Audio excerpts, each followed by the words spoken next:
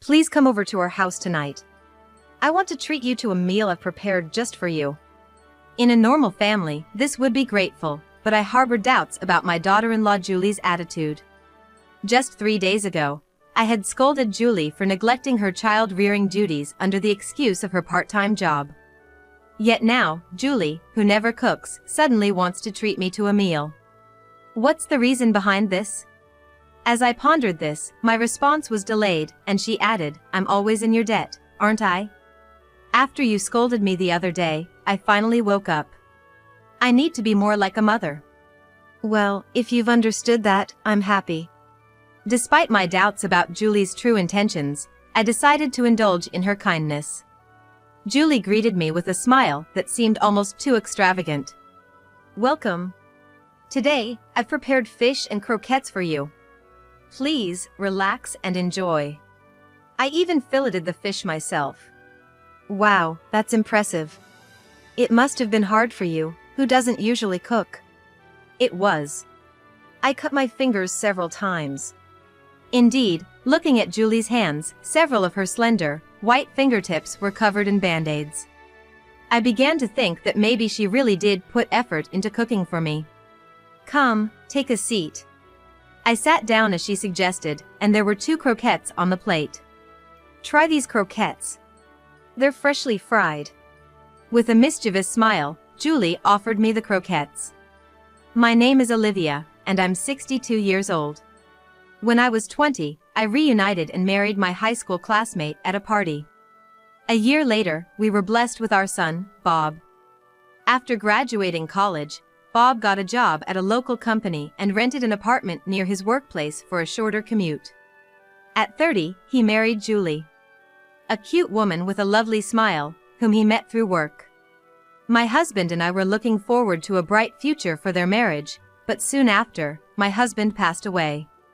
Left alone, I overcame my loneliness by turning my hobby of flower arrangement into a profession, opening a classroom in my home.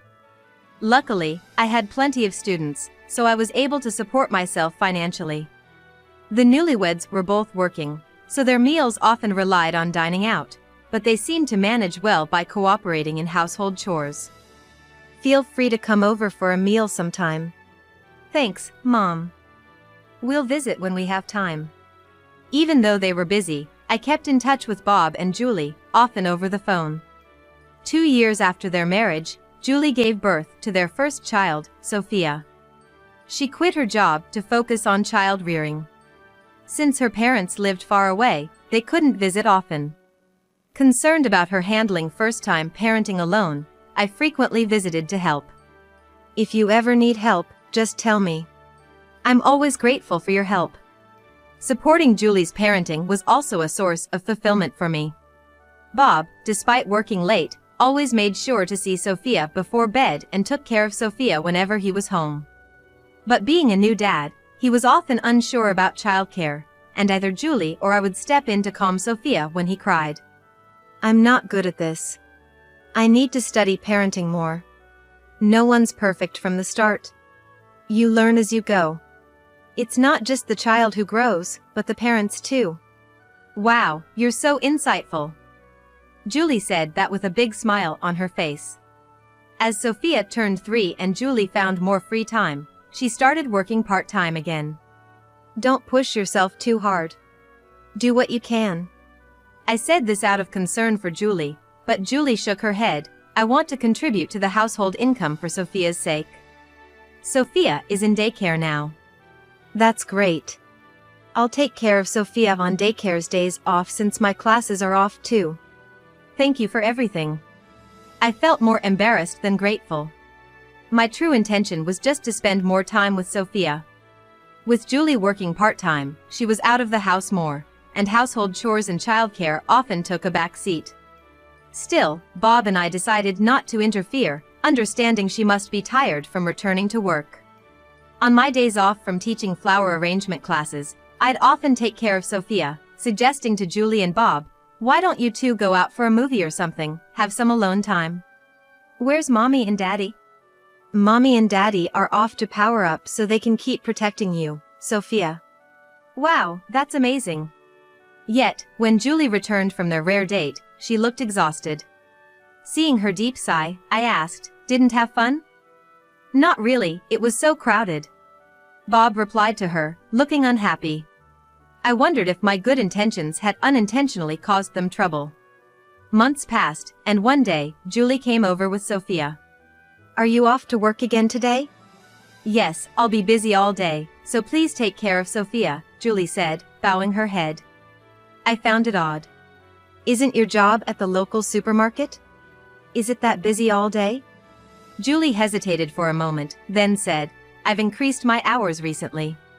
After a few months, I realized my income wasn't rising as much as I'd hoped." She quickly changed the subject. "Anyway, can you teach me your cooking sometime? Sophia loves it." I didn't press further, agreeing with a smile, "Sure, when we find the time." But I felt that day might never come.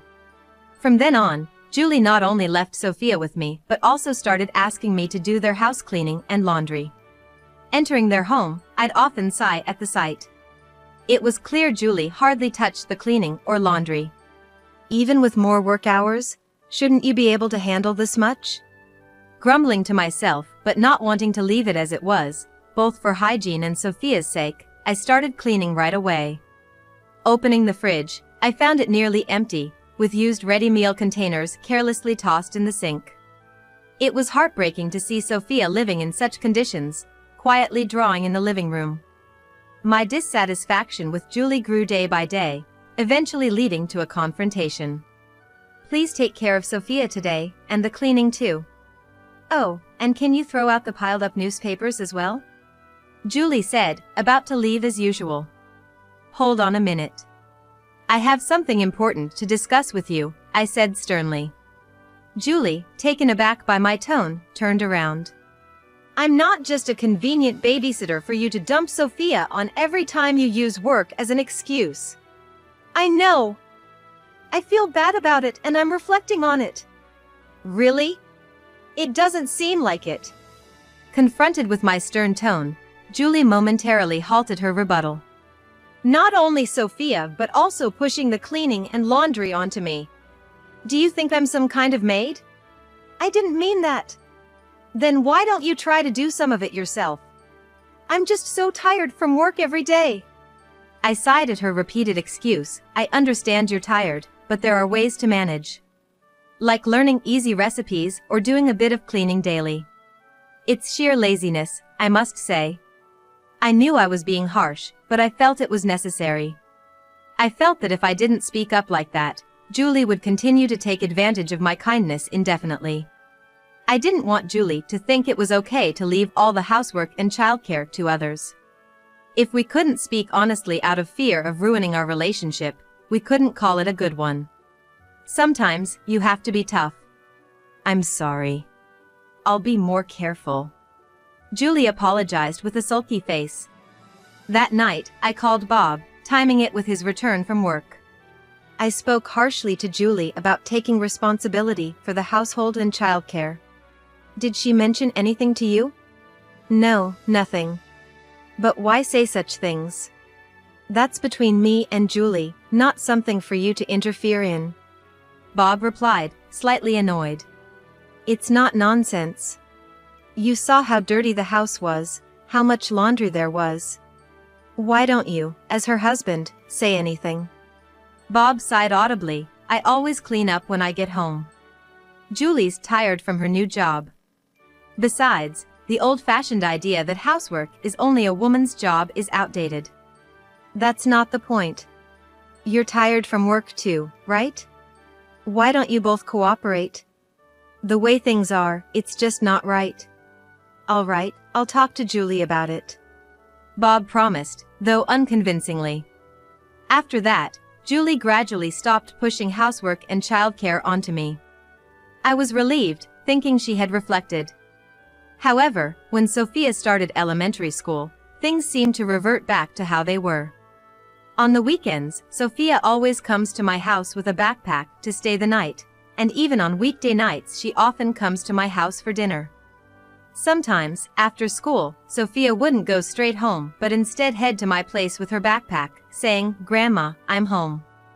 "That's not right, this isn't your home," I'd say with a laugh, to which Sophia would seriously reply, "Well, I'm gonna eat here anyway, might as well stay over tonight, right?" Julie seems to still be using her part-time job as an excuse for coming home late. Bob, too, has been coming home late more often since his promotion, and his business trips to other states have increased.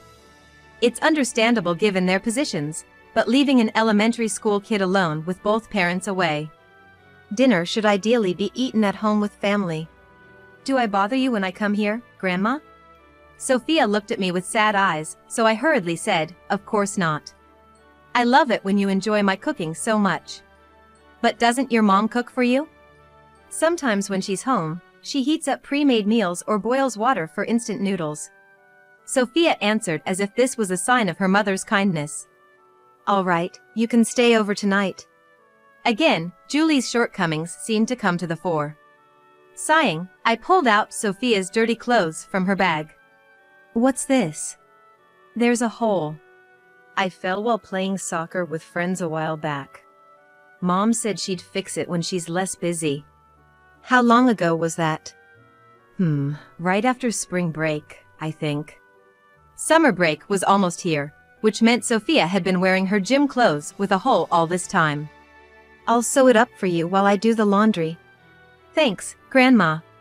"But no leaving carrots on your plate." Sophia sneakily tried to hide the carrots she disliked at the edge of her plate. "You need to eat your veggies to grow big and strong." I pretended to be stern, and reluctantly, Sophia put the carrots in her mouth, making a face at their taste and texture. The next morning, I visited Bob and Julie's house and ran into Julie just as she was leaving. "Julie, enough is enough. What's the matter with you, yelling so early in the morning? You're giving me a headache." Julie frowned with an annoyed expression. I told her about the clothes from last night. Julie said, "Oh, I forgot about that." "It's not a laughing matter. Can't you act a bit more like a mother? Sophia feels sorry for you." "I'm busy with my job. You know that. Busy moms aren't just you. Others work hard without complaining. Yet you." "Are we done? I'm in a hurry. Don't want to be late and get scolded by my boss." Julie ignored my attempt to stop her and left. 3 days later, Julie called me. "Please come over tonight. I want to treat you to a meal I've prepared for you." In a normal family, this would be a happy occasion, but I had my doubts about Julie's attitude. Why would Julie, who never cooks, suddenly want to treat me to a meal? As I hesitated to respond, she added, "I've always been a burden on you. After you scolded me, I realized I need to be more motherly." "Well, if you understand that, I'm happy." Despite my doubts about her true intentions, I decided to accept her invitation. Arriving at their house, the delicious smell that greeted me. It suggested Julie had indeed cooked. Julie welcomed me with an exaggerated smile. "Welcome. Today, I prepared fish and croquettes. Please, take your time. I even filleted the fish myself." "Wow, impressive. Must have been hard for you, who doesn't usually cook." "Yes, I cut my fingers several times. But I learned from a housewife who shows how to fillet fish on a streaming service." Indeed, Julie's slender, white fingertips were covered in band-aids. Maybe she really did put effort into cooking for me, and I slightly revised my opinion of her. "Come, have a seat." As I sat down, I noticed 2 croquettes on the plate. "Let's eat these croquettes while they're still warm." "Sounds good. Sophia isn't back from school yet. Let's enjoy the croquettes." Just then, the front door opened, and Sophia's energetic voice called out, "I'm home." "Oh, you're back already." "What? Grandma's here too." Sophia and I high-fived with joy. "Mom made croquettes today. Go wash your hands first. These were prepared for Grandma." "It's okay. Sophia would want some too." "But..." Julie looked perplexed. After washing her hands, Sophia rushed to my side and sat down next to me. "Wow, these croquettes look delicious." "No, you can't have those. I made them for Grandma." Julie scolded with a stern face, but I smiled and said, I'll just take the thought. Go ahead, eat them while they're still warm. I passed my croquettes, meant for me, to Sophia, who must have been hungry. Thank you, Grandma. Just as Sophia was about to bite into the croquette, Julie shouted in a voice I'd never heard before, No. Not that one. What's wrong, Mom? Sophia stopped and looked at her mother, puzzled. Sorry for startling you. That croquette actually has carrots in it, which you hate, right? I'll make you another one without carrots later. Hearing this from Julie, Sophia let go of the croquette. You still need to eat your veggies. They're tasty, give them a try. I encouraged her with a smile. Sophia hesitated, then suddenly said, Grandma, can you check if there's a letter in the mailbox? I think there might be one. Curious, I stepped outside to check, but found no letters. Sophia was clearly stalling to pick out the carrots from her croquette, such a transparent plan. I chuckled to myself. There was no letter, I said, returning to find the croquette split in half, as expected. But Sophia sat with a troubled look, facing the halved croquette. What's wrong? Aren't you eating? Grandma, there's something weird about this croquette. It has a bone in it. A bone? What do you mean? I examined the croquette and indeed, something sharp and bone-like was poking out. When I split it with my chopsticks to remove the carrots, this bone popped out. It's strange for a croquette. What's this about, Julie? Julie remained silent, looking down. Further investigation revealed not just one bone, but several, chopped into pieces and stuffed into the croquette. It could have caused a serious injury if eaten unknowingly. The reality in front of me sent chills down my spine. Julie had said she filleted fish for grilled fish, but could the bones have mistakenly ended up in the croquette? No, that seemed impossible. It's impossible that such a large chunk of bone could have been mistakenly put in. It's more reasonable to think it was intentionally added. Let me check something. When I said, standing up, Julie tried to stop me, but I brushed her arm off and headed to the kitchen. I rummaged through the trash and found the fish head, but no other bones. Strange, where did all the bones go? Back at the table, I broke open the other croquette, which turned out to be just a normal one. So you went that far, Julie? Anger and disdain for Julie welled up inside me. Then Bob came home from work. What's all this noise? I could hear it from outside. Oh, Mom, you're here. What happened? I revealed to Bob the entire plot that had just unfolded. Julie! Is what Mom's saying true? Julie glared at me in silence. I'm asking why there were bones in the croquette. I don't know. Maybe the bones from the fish I filleted earlier stuck to my hands by accident. Julie's desperate excuses continued. It wasn't just a few small bones. How could such large chunks accidentally end up in there? And why did you try so hard to stop Sophia from eating that particular croquette? But You can't answer, can you? You knew about the bones in that croquette. I pulled Sophia close and glared at Julie. If Sophia had eaten that unknowingly, it would have been disastrous. Are you even fit to be her mother? It's not like that. It wasn't Sophia I hated, it was you.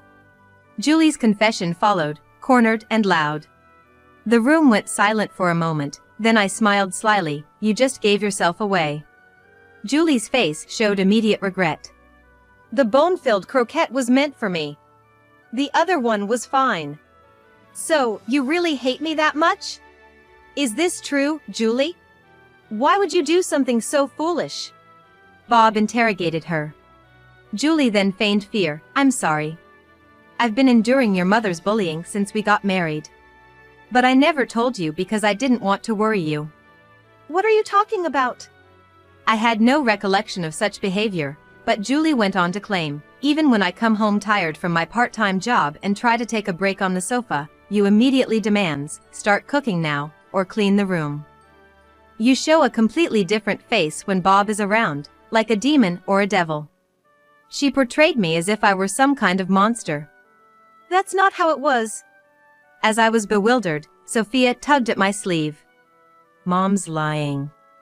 She always comes home late and tells me to eat at Grandma's. I've never seen her cook at home. She does nothing. Grandma did everything for me. Hey, don't talk nonsense! Julie yelled, face red, as her child revealed the truth. So that's how it was. I was always busy with work and often came home late, so I didn't know about home. I never imagined Julie was such a terrible mother. I'm sorry, Sophia, Bob said, stroking Sophia's head. People who work part-time usually consider their family situation, right? Yet you're always busy? Do you need Mom's help every day? Bob asked skeptically. Sorry, I lied. My part-time job ended early, but I was stressed from the unfamiliar work and wanted some time to unwind. You were so kind and caring, I took advantage of that. I'm sorry, I was wrong. I'm reflecting. Julie's demeanor suddenly turned meek. You promised to talk to me about any problems before we got married, remember? I'm sorry, Bob. No, it's my fault too. I used work as an excuse to dump everything on you. I'm reflecting. So, promise me you won't do such foolish things again. Thank you, Bob. I don't want to do that again. I promise. As the couple's relationship seemed to mend, I noticed Julie smirking. Julie, you're hiding something from us, aren't you? What are you talking about? I'm not hiding anything. I've reflected on my past actions and decided to live for Sophia and our family. You're having an affair, aren't you? I confronted Julie with the fact I'd kept to myself. Julie's gaze wandered as she retorted, Don't say such ridiculous things. That's enough, Mom. It's cruel to accuse Julie like that when she's already repenting. Bob interjected, taking Julie's side. I pulled out a brown envelope from my bag, opened it, and urged, Can you still say the same after seeing this? What is this? No way! The envelope contained a report from a private investigator I'd hired. Soon after Sophia started daycare, Julie began frequently dumping childcare responsibilities on me. Suspecting something was off, I had hired a private investigator to look into it. It revealed that Julie had been secretly dating a younger man shortly after Sophia started daycare. Furious at this revelation, I scolded Julie without disclosing her affair, and afterward, she gradually stopped leaving Sophia with me. After receiving reports from the infidelity investigation showing no further developments, I was relieved, thinking Julie had reformed and started to take childcare seriously. However, as soon as Sophia started elementary school, Julie once again began to neglect childcare and household duties. A renewed investigation showed a shocking twist. Her new lover was a completely different man. Julie was the kind of woman who indiscriminately dated any man she took a liking to. Wrong! This is wrong! You're misunderstanding. Maybe the private investigator twisted the facts because he wanted his success fee. Julie continued with her implausible excuses. Sophia pulled my sleeve again. Mom used to dress up in fancy clothes and leave late at night when Dad wasn't around. A man would wait in the parking lot and take her away in his car. I saw it many times. And when Dad was coming home, Mom would return home too, so Dad never realized she was going out. That's a lie! Believe me, I never cheated! Even if you were stressed, how could I trust you after you tried to hurt Mom with the fish bone in the croquette? It's over between us, Bob said, picking up Sophia. Do you want to live with Grandma? Sophia nodded emphatically. That's it, Julie. Bob and Sophia are leaving. As we left Julie standing there bewildered, Bob consulted a lawyer with the investigator's report. His intention to divorce was firm. Sophia expressed her desire to live with her father and grandmother, completely refusing to return to Julie. As a result of the mediation, the divorce between Julie and Bob was officially finalized. Bob sought child support, successfully claiming from Julie. It seemed Julie's cheating partner had reasons and wanted to quickly resolve the issue, so he is no longer in touch with her. Bob and Sophia began living with me. Finally done with work for the day, Bob said, stretching as he emerged from his room. Bob switched to fully remote work. He said, "I want to spend more time with Sophia." He seemed much happier now. "Shall we have dinner early?" Bob suggested, rubbing his stomach. Yeah. I'm starving. Sophia stood up from the TV. Is that okay, Mom? "Dinner's ready. It's Sophia's favorite meatloaf." Yay! "I love your meatloaf, Grandma. But no carrots, please." No, eat your vegetables. Thanks to me not liking carrots, Grandma didn't get hurt by the bone. So I shouldn't have to eat them, right? Sophia pleaded. That's a different matter. They're tasty, so eat up. Okay. Sophia agreed to eat the carrots, albeit reluctantly. I felt immense joy watching Sophia grow up before my eyes.